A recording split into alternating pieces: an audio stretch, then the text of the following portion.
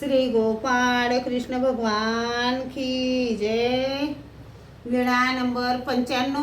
पुरातून येणाऱ्या स्त्रीचे रक्षण। देई गावची एक ब्राह्मणी नदी काठी असलेल्या पिंपळाच्या झाडाला पाणी शिंपडण्यासाठी रोज येत असे।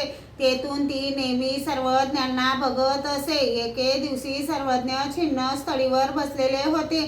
ती ब्राह्मणी पिंपळ शिंपडण्यासाठी आली। सर्वज्ञांना बघितले आणि हातातील तांब्या तेथेच टाकून स्वतः गंगेच्या पात्रात शिरली। गंगेतून येऊ लागली। काठावर अनेक लोक होते, ते ओरडू लागले, धावा धावा रे। ती बाई पुरात गेली। काही जण तिच्या नातेवाईकांना सांगायला गेले। त्यावेळी बाईसाने सर्वज्ञांना विचारले, हा बाबा, ही बाई नदीतून येत आहे, परंतु ती बुडत कशी नाही?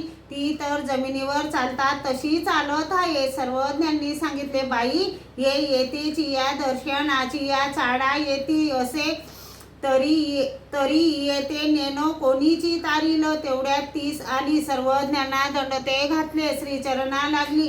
तेव्हा मागाहून तिचे नातेवाईक आले। त्यांनी सर्वज्ञांना दंडते घातले, श्रीचरणा लागले।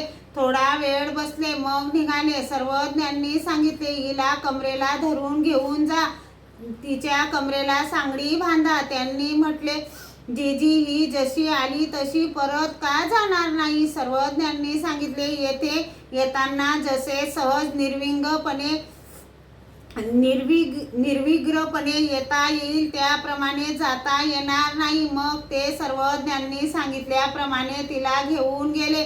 लोकांना मोठे आश्चर्य वाटले। श्री गोपाळ कृष्ण भगवान की जय।